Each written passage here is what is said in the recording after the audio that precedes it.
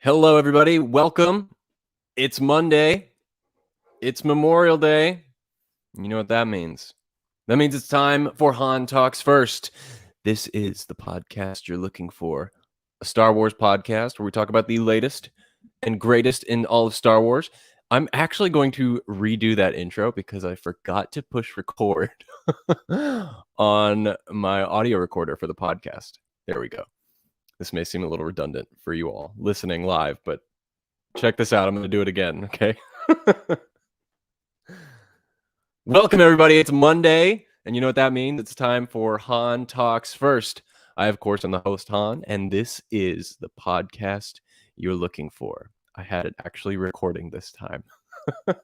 It's a Star Wars podcast. Obviously, we talk about the latest and greatest. We got a bunch of great things to talk about today. But first of all, how are you all? If you're watching live, thanks for joining us. Hope you had a great weekend. A long weekend if you're in the States. It's Memorial Day weekend, and a lot of people are out having barbecues and doing a bunch of fun stuff. But us nerds are going to celebrate right here on the podcast. So thanks for joining me today if you're with us. Like I said, we got a bunch of great things to talk about. I did want to go ahead and remind everybody that every Sunday we do what we call the Bad Batch reviews here on Han Talks First. So if you are watching the Bad Batch and you're interested to hear my thoughts and speculation and review of the show, head on over to the YouTube page or the podcast. Check those out. A lot of interesting stuff to talk about there, and some of which we'll actually bring up on today's episode of Han Talks First, because there is some interesting speculation about what could come and how it could relate to the Star Wars world overall, which is kind of cool. So what are we talking about today? Well, we got a bunch of great stuff. As you can tell from the title, we are talking about recent comments made by J.J. Abrams and John Boyega about Star Wars, their involvement, possibility of them returning if they're even interested. We're also talking about Zack Snyder. Apparently, he has a Star Wars project that he has been working on for the past 8 years. And there is actually some news to talk about with that. Not to mention, we're also discussing Star Wars Replay, which we do every week, the events that have happened this week in Star Wars history. And then, of course, today I learned Star Wars, which will be a little later. Fun fact of the day. And like I said, I'm really excited to be here. I hope you guys are as well. And if you want to throw in your name or your questions and comments in the chat, go right ahead. We'll try and interact with everybody here. And if you're watching this on the playback, feel free to leave a comment down below, and I'll try and respond to everybody. And the same goes for social media as well. You can find me online at Han Talks First, pretty much everywhere. So go say hello over there. Before we really dive into it, I want to remind everybody that there is a tipping option for this podcast, this channel. If you're interested in supporting us on a monetary level, it's times are tough. Times are tough right now. And if you go over to streamelements.com/HanTalksFirst/tip, you're able to leave a tip along with a question. You can leave your name, and if you choose to do that, we'll take your question and add it as a main topic for the podcast and dedicate a bunch of time to it. And of course, it's not necessary. If you want to send in a comment or question anyway, it will be read on the show.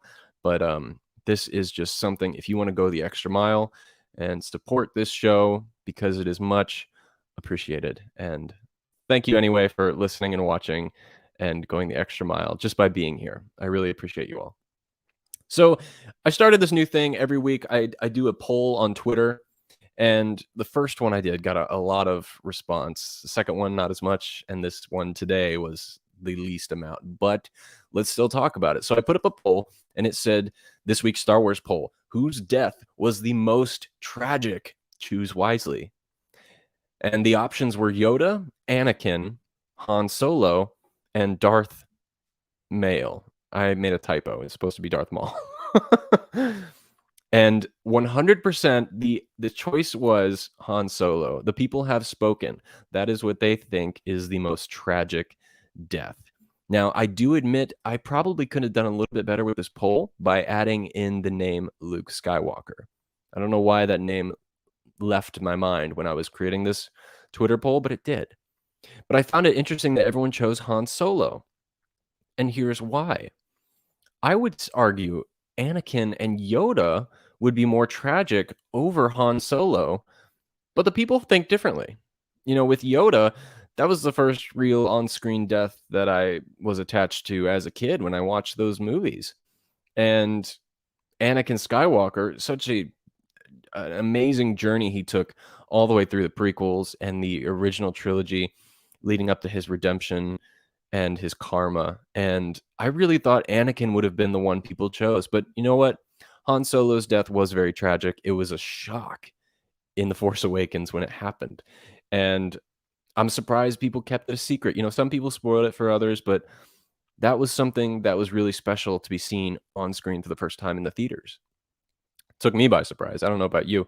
I know a lot of people hated JJ for that as well at the time, but you know what? It's something Harrison wanted. It's something that served the story at the time, because it's not about Han Solo, right? It's about whatever that character's journey is and passing it on to the next person, in this case, Kylo Ren.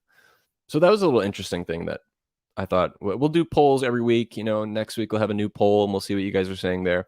I don't know what it's going to be on, but we will wait and find out. So there was another thing I wanted to talk about before we get into like our main topics and stuff. If any of you know me, you know that, one, I love coffee, and two, I love weird money facts. I've done a couple videos and podcast episodes all about Star Wars money and box office earnings and things like that, but also collectibles. And I post little videos here and there. And I found something very interesting online this week about a new Star Wars collectible. You could call it a collectible. You don't have to, but I'm calling it a collectible. But there's only one in the world, and it is known as the Darth Vader house. So check this out.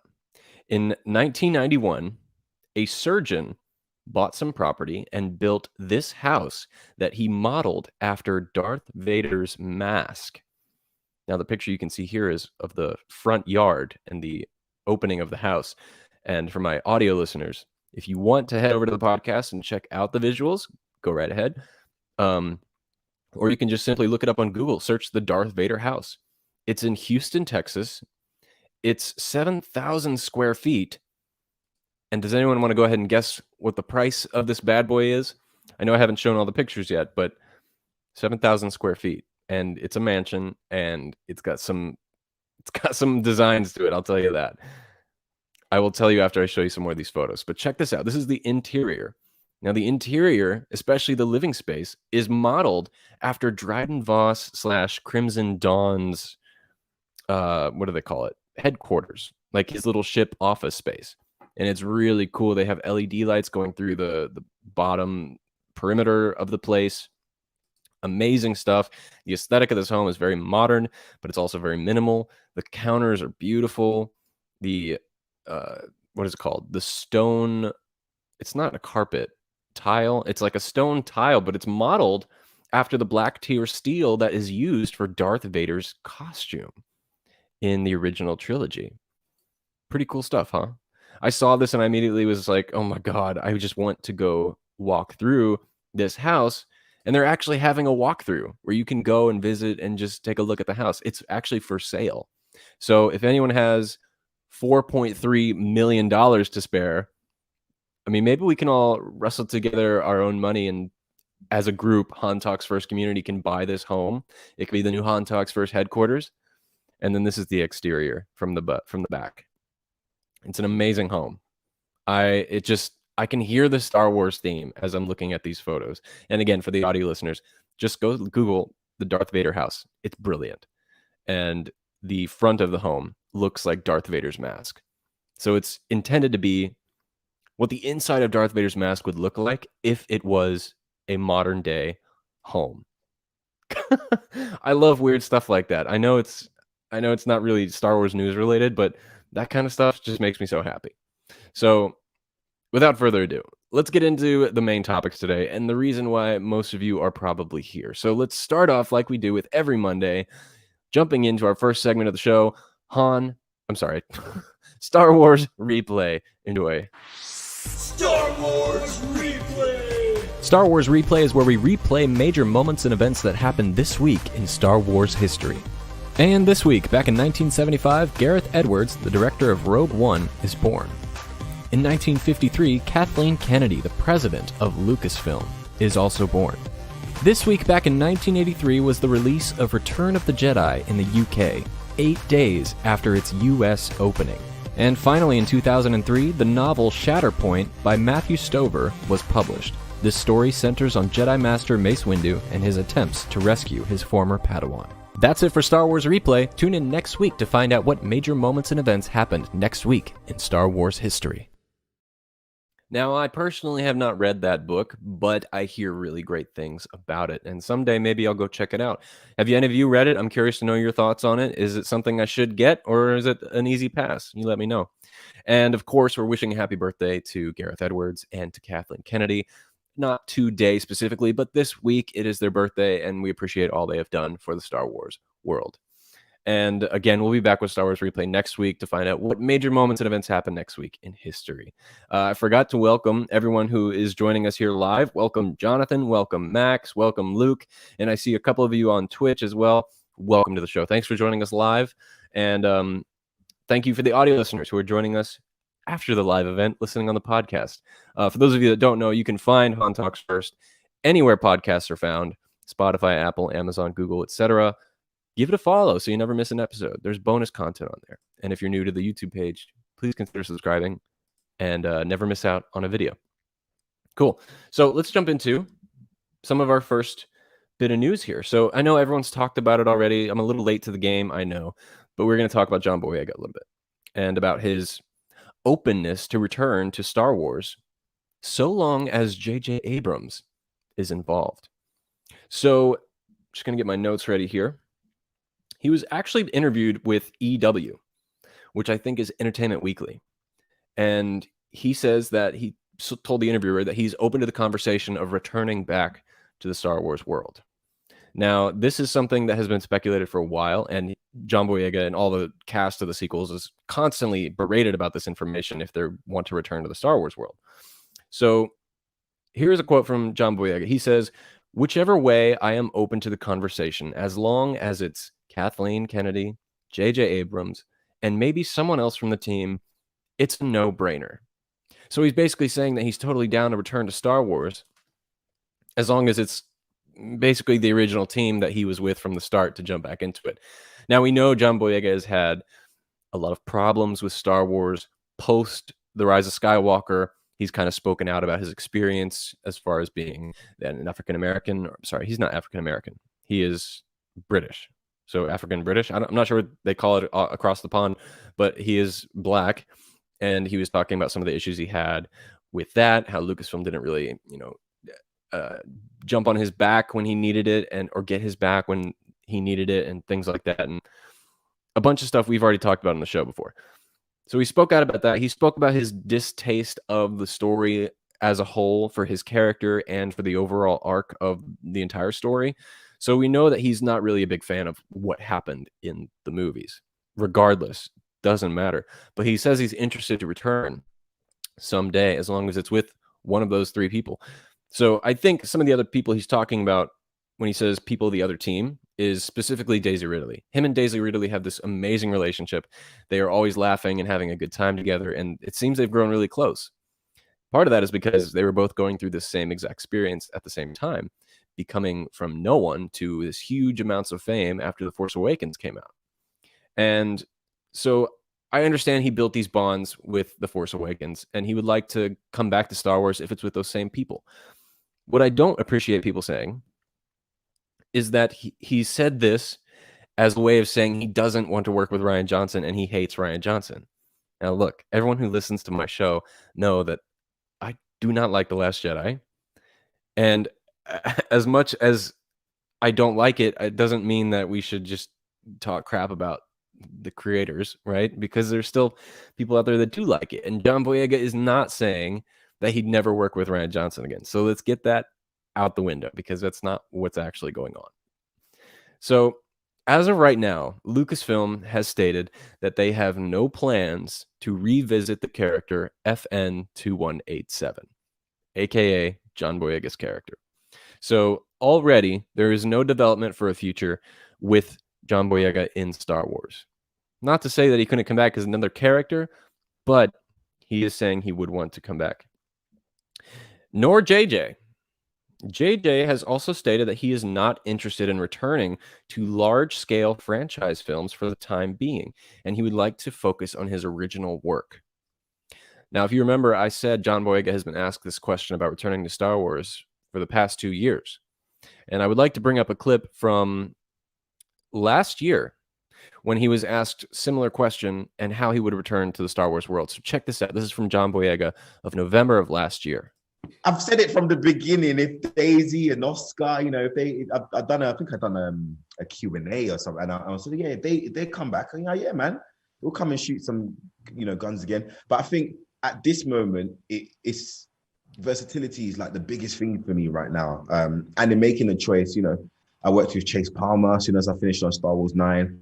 Then worked with Steve McQueen. There's so many people that I would really like to explore versatility, different roles, different characters with. This is what I do. Like, I enjoy what I do. So to stay in one place could be sometimes hard. You know, you remember just playing one role, guys, for how long? So it's like, this time would be great also to, you know, get into other stuff. But, you know, a little animation, you know, all I have to do, man, do them feed lines, zoom, make it work.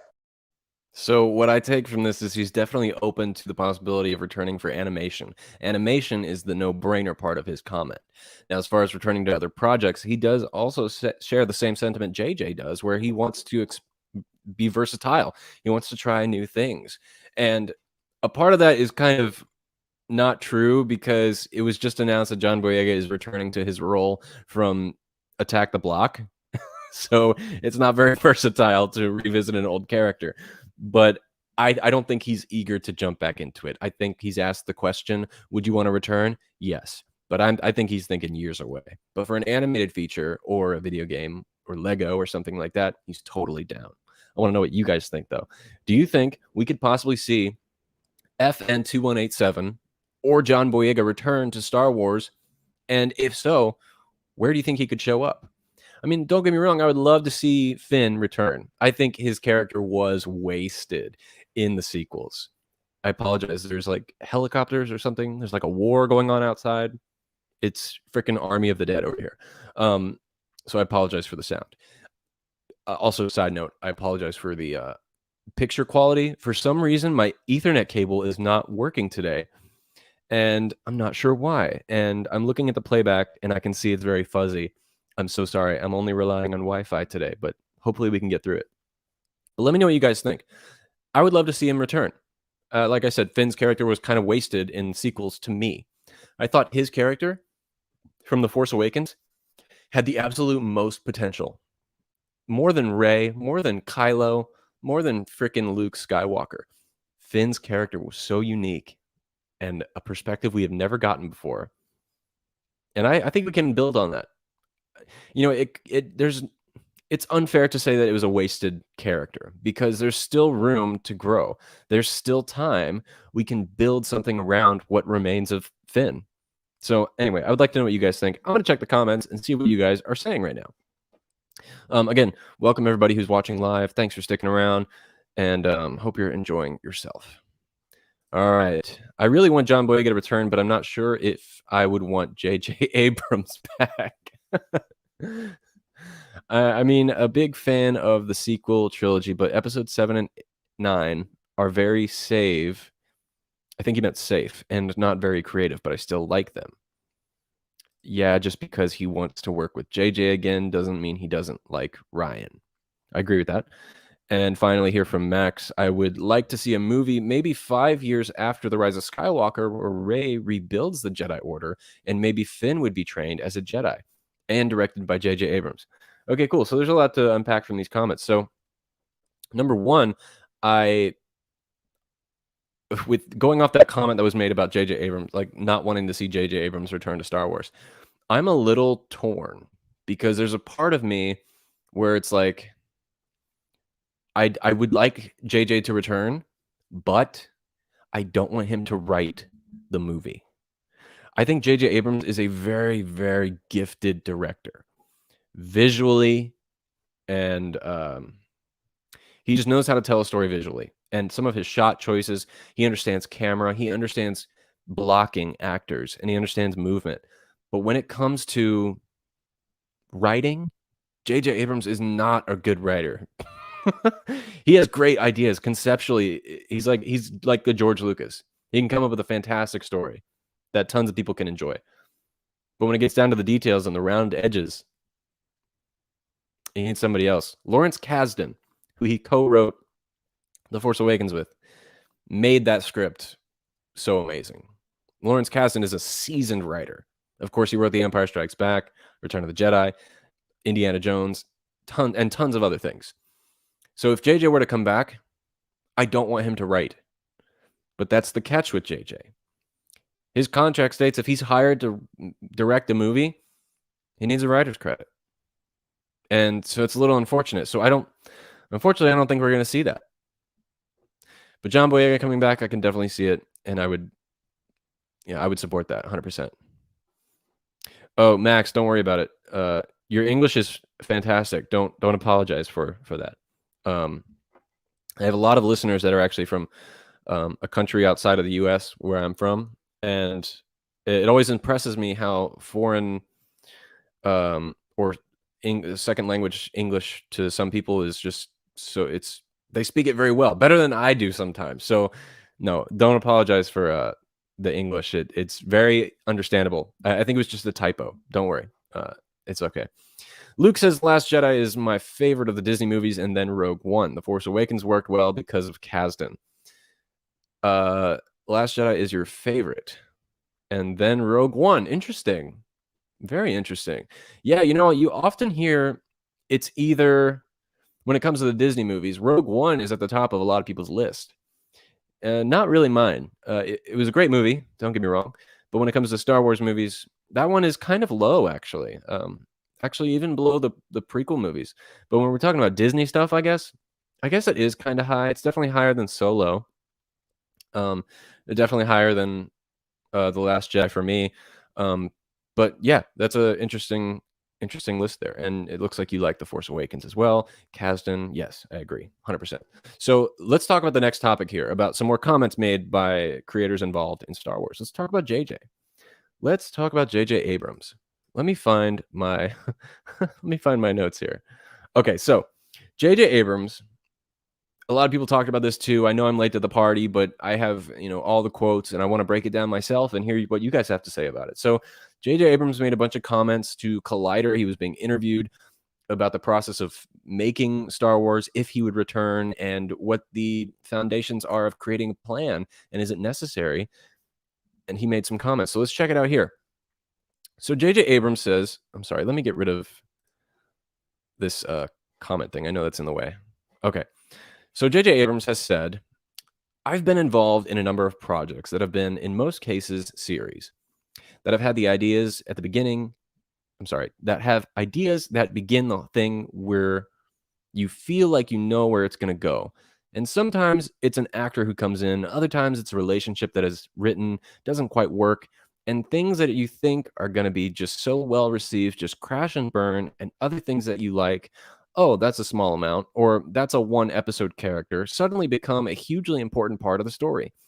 And I feel like what I've learned as a lesson a few times now, and it's something that especially in this pandemic year, working with writers has become clear, that the lesson is that you have to plan things as best that you can. And you always need to be able to respond to the unexpected, and that the unexpected can come in all sorts of forms. And I do think that there's nothing more important than knowing where you're going. Now, this is just one of 3 comments. And breaking down this one, he pretty much just talks about, I guess adapting to the pandemic really, but kind of starting that basis of we needed a plan for the sequel trilogies, talks about his experience. But one thing I wanted to point out, he mentioned he is a series writer when he started out. Yes, writing for television and writing for movies is something completely different. When you're writing for television, you never write prepared for a season 2. That's just the standard out here. And usually the pilot has to, one, stand alone, and it also has to have a complete story, but it also has to leave open ends for something else to come after it. Now, when J.J. Abrams, he made Lost, Fringe, Under the Dome, 11/28/63. He's made a lot of, I think he did that one. I might be wrong. He's written a lot of television. Oh, and what's the one with the girl from Rise of Skywalker? I can't think of the name. Mystery? No. I can't think of the name. If anyone can think of it, let me know. He did it with the girl who plays Zori Bliss in The Rise of Skywalker. I cannot think of that show's name. Alias. Okay, yes. So that's actually what got him the gig for Mission Impossible, which is his first directorial movie, I think. And the goal of that third Mission Impossible movie was to reboot the franchise. And then he rebooted it, and then he left. And then he got, what was it, Star Trek. The goal was to reboot Star Trek. He rebooted it, and he left. And then he got Star Wars. Reboot, leave. He's never been one to plan out a series, even with Lost. Started out with writing and directing the pilots, which was a two-parter, about an hour long, maybe even more. And after that, he passed it off to these two other writers and told them to just carry it on. So he completely left the project of Lost. And we all know how that turned out. People didn't like the ending. And he's done that with every project he's been involved with. He starts it and then he leaves. He never plans anything. And it's like he's just now realizing he needs to discover what it's like to, come up with a plan, know where you're going, and as he says, respond to the unexpected. But, I'm a writer myself. I'm not very good, but I do consider myself a writer. And I just can't imagine doing that. I can't imagine writing a movie knowing there's going to be two other parts and just have no idea what the second and third act is going to be. That would freak me out. But there's more that he says. So let's check this out. He also goes on and says, there are projects that I've worked on where we had some ideas, but we hadn't worked through them enough. Sometimes we had some ideas, but then we weren't allowed to do them the way we wanted to. I've had all sorts of situations where you plan things in a certain way, and you suddenly find yourself doing something that's 180 degrees different. And then sometimes it works really well, and you feel like, wow, that really came together. And other times you think, oh my God, I can't believe this is where we are. And sometimes when it's not working out, it's because it's what you planned. And other times when it's not working out, it's because you didn't have a plan. I apologize for me stumbling over these quotes. J.J. Abrams has a very weird way of talking, and it's so hard to follow sometimes because they're not like really complete sentences. Anyway, so what he's saying here is he's trying to defend the fact that he doesn't need a plan sometimes, because sometimes even when you have a plan, the audience doesn't like it, and it doesn't go the way you think. I don't think that's a really good way of looking at things. I think if you have a plan, you can make adjustments, right? You can always make adjustments. But he's saying it goes both ways for him. If he has a plan, it could not work out. If you don't have a plan, it could work out, which is very true. And we've seen that case with, the original trilogy, the prequel trilogy. But through all those situations, we had George Lucas, who had an overall creative idea of where the stories were going to go and what he wanted to tell. And that's one of the main problems with this sequel trilogy. It's not that they didn't have a plan. It's that they didn't have one creative leader leading the charge. That's the big problem here. And we're still talking about it today, which seems kind of redundant and it gets old. But this is Star Wars. This is what we love, right? So he has one more quote that I'm going to read here, and then we're going to move on. He says, you just never really know. But having a plan, I have learned in some cases the hard way, is the most critical thing. Because otherwise, you don't know what you're setting up. You don't know what to emphasize. Because if you don't know the inevitable of the story, you're just as good as your last sequence or effect or joke or whatever. But you want to be leading in something inevitable. I agree with this statement as well. Especially with the fact that you're only as good as your last sequence, or you're only as good as your last action scene, or your last scene. For those of you that don't know, I'm writing a movie right now. Well, I already wrote it. We already shot it. I'm editing it right now. And what I was telling my team when we were making it, whether it's the editing process, when we were shooting the movie, whatever, I would always tell everybody, let's work on this project as if it's the last film we're ever going to make. Because if that's the case, then you're going to want to make it really good. So that was our mentality. But we had a plan with our movie. It's only a short. It's like 7.5 minutes long, so it's really not that long. But I agree with that sentiment that he said. You're only as good as your last sequence, which should make you want to have a plan with something, regardless of if it goes through or not. But yeah, I want to know what you guys think. What do you think about these JJ comments? What do you think about the John Boyega comments? Everything, what do you think about the sequel trilogy as a whole? What do you think about this whole idea of it having a plan or not having a plan? I could share my thoughts on it, like in more depth, but that's like a whole nother episode. This is specifically on the comments made by JJ Abrams. So let me know what you guys think in the chat, and we will take a look here. Oh, thank you, Luke, for letting me know about the show name, Alias. I appreciate that. In my opinion, this is from Max. In my opinion, if they do a trilogy, there should be a plan, and I think it's better to have one director/writer that makes a complete trilogy. I agree. If not that, just a showrunner. Similar to how television has a showrunner. They may not write everything, they may not direct anything, but they are in charge of the creative direction of the way the show goes. And now that we have someone like Dave Filoni, who just got promoted to head of the executive creative director role, that could help out a lot.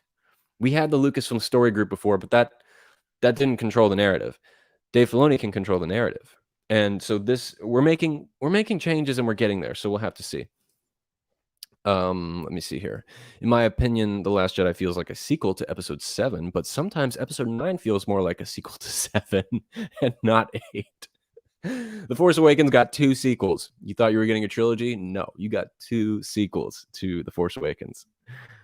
Josh Anderson, hey, Han, stuck at work. Just stopping in to show my support. We will have to catch up. Catch the replay later. Have a great day. Hey, thank you, Josh. Hope you're having a great day at work. It's nice to see you. Thanks for saying hello. And I hope you have a great Memorial Day. So, yeah, that's it for the J.J. Abrams comments. One more thing before we move into our bigger topic here today, and that is all about the Bad Batch, actually. I mentioned, my review came out yesterday of Episode 5, and one of the things I talked about in there, which is a huge rumor going on right now, is Darth Maul might be returning to the Bad Batch. Now, if you haven't watched the Bad Batch, if you don't want spoilers or whatever, this isn't really spoiler territory. It's not. And it's just heavy speculation. I actually don't believe it's going to happen. But there was, in the most recent episode, they went to a planet named Kal something or Val something. I can't remember the name. And the planet also shares residents of the Crimson Dawn organization, where they do most of their dealings and things like that. And people tied that into Darth Maul and saying, oh, well, now Darth Maul is going to come in. One thing I failed to mention in my review yesterday was, just because we go to Tatooine, does that mean we're going to see Shmi Skywalker every time we go there? or Luke every single time? The planet is huge. Planets are huge. The galaxy is huge. I totally get why people would think that, but just because we're going to that planet doesn't mean that Maul is going to show up. Maul's running an underground crime world for the entire galaxy, right? Yes, he stops by this one planet every now and again, but I don't think we should expect him to return in the Bad Batch. It is very, very likely because Darth Maul has the biggest presence in Star Wars is in animation, in the television series. So it's definitely very possible. And his ending in the Clone Wars was he got out of the clutches of Ahsoka, he escaped, and he learned about the unfoilings of Palpatine's plan, which he was very jealous of, and he thought it's kind of weird because Maul has this huge respect for Palpatine, the Emperor, but he never, how do I say this? He hates Palpatine. Darth Maul hates the Emperor, but he has this huge amount of respect for him because of the plan that he didn't get to be a part of after the Phantom Menace, which was creating this empire, taking over the entire galaxy. And so it would be interesting to see Maul's story after realizing it in the end of Clone Wars. Will it tie into the Bad Batch? I don't know. There are rumors out there that Darth Maul will be coming back in live action, especially in a TV series, which I haven't talked about yet. So that's a possibility as well. Bottom line is people love Darth Maul. right? Everyone loves Darth Maul. There's no one out there who's like, I hate that guy. He's a great character. And either way, I think everyone would benefit from seeing him on screen, right? Let me know what you guys think. And again, you can check out my review that came out yesterday, the Bad Batch reviews, talking more details about that and about the show in general. But before we get into our last topic, let's jump into our next segment of the show, which is Today I Learned Star Wars. Enjoy.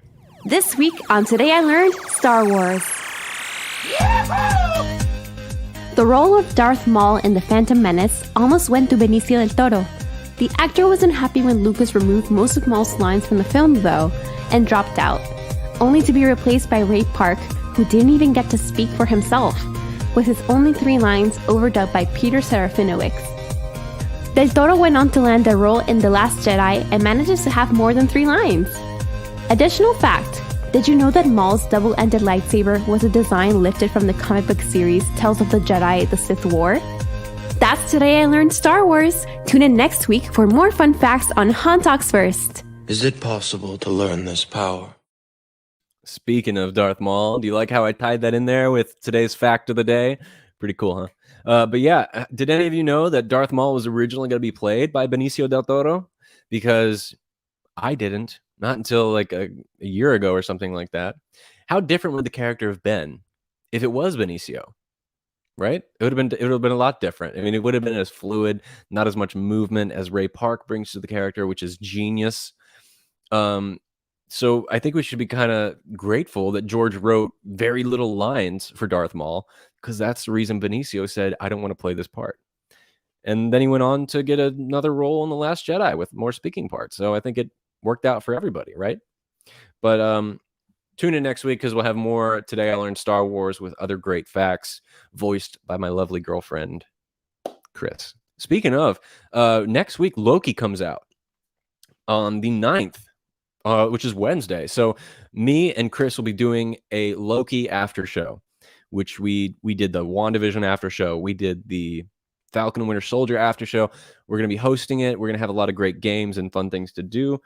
Of course, new artwork and stuff like that. So if you guys are interested, we'll be doing that every Wednesday, and you can check it out with me and her. So that's something to look forward to as well. Okay, let's talk about our last topic here. And this one's kind of strange. It's kind of off, but we're talking about Zack Snyder in Star Wars. Kind of weird, huh? You know, before it was announced that Disney bought Star Wars all the way back in 2012. In 2011, it was actually discussed and rumored that Zack Snyder was going to be making a Star Wars movie. And it wasn't until 2013, when Snyder was making his Man of Steel movie, that it actually got heavily reported on into like the film community by like the press reports and things like that. He was even on the list to direct The Force Awakens. He wasn't asked to direct it, but he was on the prospect list by Kathleen Kennedy of possible people who could direct the new Star Wars movie. Ultimately, he did decline. He said he did not want to direct The Force Awakens, which at the time was not called The Force Awakens, but you know what I'm saying. And so one of the most popular theories about what Zack Snyder's movie was going to be about was that it was going to be a darker take on Yoda's backstory. Though recently he spoke on the Happy, Sad, Confused podcast, and this is where we're getting our information from. And he said he failed to clarify if any popular characters were going to be in the film, but he did confirm that he was in talks with Lucasfilm making a Akira Kurosawa-inspired Star Wars spin-off with them, but it never quite got off the ground.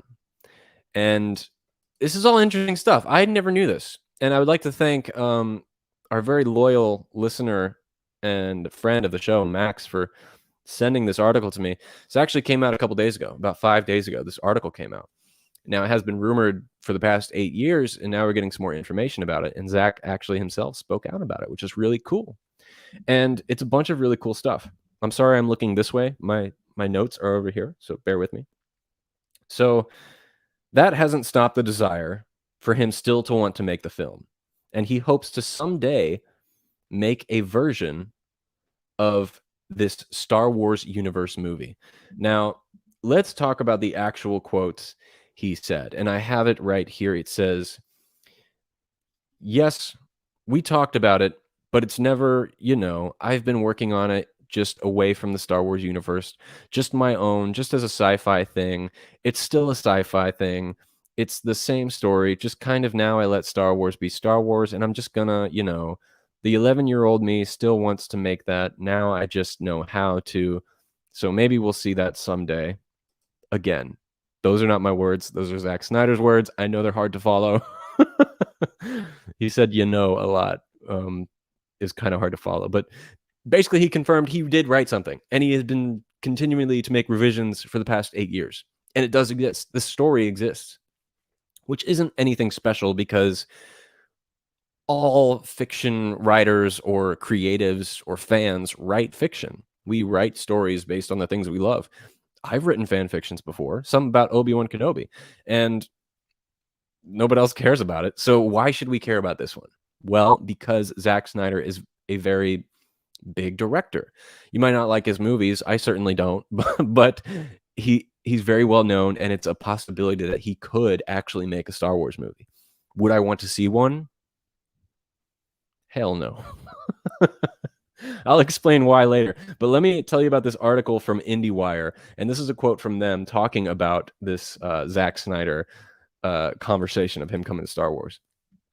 It will be an as yet untitled Jedi epic loosely based on Akira Kurosawa's 1954 classic Seven Samurai, with the Ronin and katana being replaced by the Force-wielding knights and their iconic lightsabers. It's just not clear where Snyder's untitled Jedi film would fall within the Star Wars chronologically, but one insider expects it will not be considered part of the numbered episodes, but rather a standalone film set sometime post Episode 6 events, meaning that the next phase of the franchise development is much broader than previously thought. So it's important to understand this was in talks with Lucasfilm. It was considered, which means that it would fall in line with canon if this were to come to fruition. And this article seems to believe it's mostly going to be taking place after Return of the Jedi. So the events after 6 and before 7. So what goes on in that time? Well, now we know we have The Mandalorian happening, and we'll have some other movies and TV shows to happen in that time period, which tells me that it's probably less likely that we would get this movie, considering the time period it takes place in. And I don't think Disney and Lucasfilm is interested at all in doing alternate universe type movies, or movies that are not canon or considered to be legends, because they're trying to be an MCU. They're trying to build a universe. I mean, everything, ever since they bought Star Wars, they said everything that was Star Wars is now legends. It's no longer expanded universe. Everything we do from here on out will be canon. A very bold, a very ambitious decision. And they've kind of backed themselves into a corner doing that, because now they have to make sure everything aligns. And that's kind of putting your hands behind your back in some ways. So let's take the possibility, as this article says, that it is a Yoda standalone story. Would anybody really want to see that? I would not. Not because it's Zack Snyder. From anybody. I don't want a Yoda backstory. First of all, the genius about Yoda was his mystery. He's just Yoda. We don't know his last name. He may not even have a last name. We don't know where he's from. We don't know what he does in his spare time. He's just Yoda the Wise, right? And that's what makes him so special. And the first time we met him in The Empire Strikes Back, he seemed like this crazy old goon, and it turns out to be this legendary Jedi, this very wise and powerful Jedi. We got a little bit of his backstory in the prequels, right? That's enough for me. I don't need anything else, because, I mean, yes, he's over 900 years old, but everything before the prequels just doesn't really, I don't care. I don't even want to see him in the books. I think he's perfect the way he is, just being a mystery. Now, eventually they're going to talk about Yoda again. It's inevitable. He's one of the most iconic characters in Star Wars, probably the second most right after Darth Vader, as far as like silhouette figures. And Disney's going to do it. I used to believe that in the contract that George Lucas signed when giving away the rights to Star Wars, in there was a clause that said you cannot touch Yoda. You know, when George Lucas still owned the company, if people wanted to write a book or a comic, novel, etc., about Star Wars, there was only one condition: you cannot write about Yoda. And he had that rule ever since he sold it. And I like to believe that he kept that rule. And maybe that's one of the reasons why Zack Snyder's movie never worked, and why it's never going to come out, and why they said we're going to move on from and go to other directors, because a Yoda story is impossible. And it may not be possible until George Lucas passes away, which is kind of sad to think of. But anyway, a Zack Snyder picture for Star Wars. Look, I have not liked any of Zack Snyder's films until Army of the Dead. I think Army of the Dead is great. A lot of people talk bad about it. I understand it's got a lot of problems. I recognize the plot holes and the silliness of it, but Army of the Dead is a fun movie, especially if you see it in the theaters. But him doing a Star Wars movie, I cannot see it. I mean, first of all, I don't want to see like a Star Wars movie in 80% slow motion. That's how he shoots his movies. He's also got a very dark tone, which I think Star Wars could use every now and then. A little bit darker tones, less Disney-fied, right? More like the Rogue One we saw. That's pretty great. And I think his vision doesn't match, though. It's a little too, how do I put it, grainy for the Star Wars world. I don't think he's talking about in his quotes that he was writing a sci-fi thing, right? That's what he kept referring it as, a sci-fi thing. That's what he called it. I was having this discussion on Twitter earlier today, actually. I don't consider Star Wars sci-fi. I consider Star Wars myth fantasy. Fantasy very loosely, but it is, in my opinion, not a science fiction franchise. When you're comparing it to things, and this is what I said on my Twitter discussion, when you're comparing it to things in the sci-fi realm, such as Star Trek or Silent Running, or even modern day films such as Ex Machina, and I don't know if any of you have examples, let me know. I can't think right now. But when you're thinking about other science fiction movies, those movies in the science fiction realm, science plays an important role in the storytelling. It's a commentary on the evolution of technology or physics or biology. And when you're looking at the science in Star Wars, there is no commentary on it. Science in Star Wars is established, it's universal, it's understandable, everyone knows how to use it, and there's not much time dedicated to how it works. And I think that's part of the brilliance, but it's more based on mythology and the fathers and the sons, family, things like that, good versus evil. That is Star Wars, which would make it fantasy and make it adventure films and things like that. So Zack Snyder making a sci-fi Star Wars movie, at this time, I don't think it can work. I think Star Wars can be sci-fi, but I think we'd have to go way back in time, back to the Old Republic. Maybe then it could even be considered sci-fi. And one thing I think would play into that is Taika Waititi's film, which I think would be very interesting as well. So that's my thoughts on the Zack Snyder Star Wars possibility. I would love to know what you guys think. Let me know in the comments or on social media what you guys think. I've neglected the comments a lot today. Let me go and check and see what you guys are saying over here. So let me see here.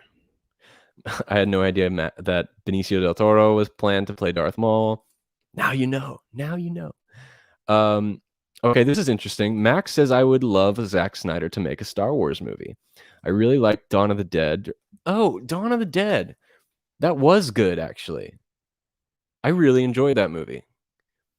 Wait, Dawn of the Dead was that the one at the mall, or was that the one at the hospital? I can't remember. Either way, I like both of those movies. And he says, Zack Snyder, but I don't like Batman vs. Superman, and I saw the half of Man of Steel, and I really didn't like it. And I hope Disney brings back Zack Snyder to make this dark Yoda origin movie. I didn't like Batman vs. Superman. I didn't like Justice League either. I mean, I don't really like DC movies in general. Shazam was good. Wonder Woman was good. I'm like blanking right now. Aquaman was awful. I hated Aquaman. I don't know how that movie made $1 billion. I thought it was terrible. Anyway, he goes on to say the reason why I want Zack Snyder to make his Star Wars movie is because I think he's very creative and I would love to see a darker Star Wars movie. I will say Zack Snyder is very creative. I agree with that 100%. I think similar to J.J. Abrams, though, Zack Snyder, he wants to write. If he's going to be attached to a project, he wants to have his name as a writing credit in addition to directing. So I think that's where his faults are when it comes to making a movie, similar to J.J. Abrams. I think if he was hired to just direct a Star Wars movie, it could be great. It could be really great. I don't think he's a good writer. I think he is a good director. I think he knows vision. I think he understands camera and blocking and things like that. But when it comes to writing, I think that's his weakness. And that's what I hear from other people as well. I haven't seen all his movies, so it's kind of an unfair assessment on my part, but I see what you're saying there. I think we all kind of want a darker Star Wars movie anyway, so I could definitely see that happening too. I have no idea why people don't like Aquaman. Love it. It's one of those big Harry Hassan movies of the 60s, big, over the top, and overly dramatic.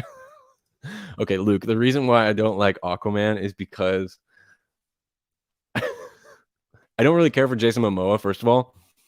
I didn't like the humor in that movie. I will say some of the camera work in Aquaman was great. Really great. I didn't like the cheese factor of it. I thought the acting was terrible. I didn't like the special effects. And I've never liked Aquaman, the character, to begin with. And I don't know. I just think the story wasn't good for me.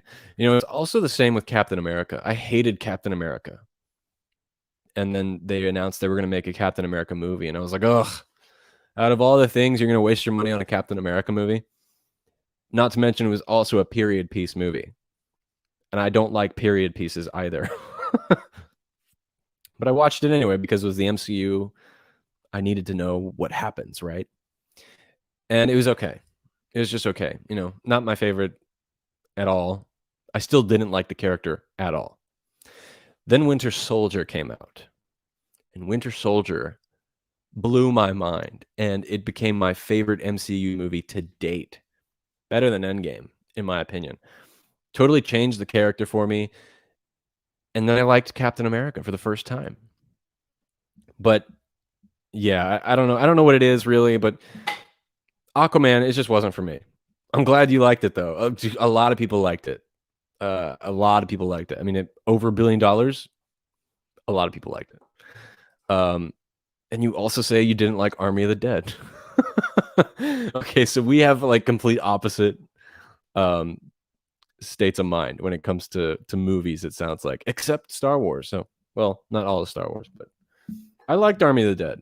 I really did. I thought it was cool. And it might have been because it was the first movie I saw in theaters again in over a year. It probably had something to do with it. But I liked it. I thought it was cool. All right, so that is all I got for you guys today. That is a whole show. We talked about everything. Imagine that. Again, you guys can feel free to reach out to me on social media or in the comments down below. If you're watching live, please give this video a like. Please, please, please. It helps out so much. I posted a video the other day and it got more dislikes than likes, which I'm probably asking for more dislikes on this video just because I said that. But anyway, it doesn't matter if you like it or dislike it, but you know, it helps out either way, but I would prefer the up thumbs rather than the down thumbs. So anyway, again, next week, we're doing Han Talks First again on Monday, but also Wednesday is the Loki after show. I hope you guys watch it and enjoy it. Bad Batch is this Friday. We'll be doing the after show or the review of that on next Sunday. So I hope you come and join us for that. And I'm actually going to do another stream this week talking about Star Wars on Wednesday. I don't know if it's going to be live yet, but it'll be a different type of stream. We're actually going to do more of a filmmaking podcast talking about the different types of filmmaking, the challenges, the way to do it, things like that, and relating it to Star Wars. So if you guys want to join us for that, feel free. But yeah, I hope you guys have a great rest of your week. Enjoy the rest of your Memorial Day, and Check out the podcast for other great episodes. We talked a little bit about the science of Star Wars. I did an entire hour-long episode on the podcast about the science of Star Wars. Go check that out. It's great. I relate Star Wars science to our world science, how Star Wars has actually inspired modern day science. So please go check that out. It's very interesting. It would mean a lot to me if you listen to it. But until then, until next time, my friends, somehow, some way, somewhere this week, may the Force be with you. So who talks first? You talk first? I talk first.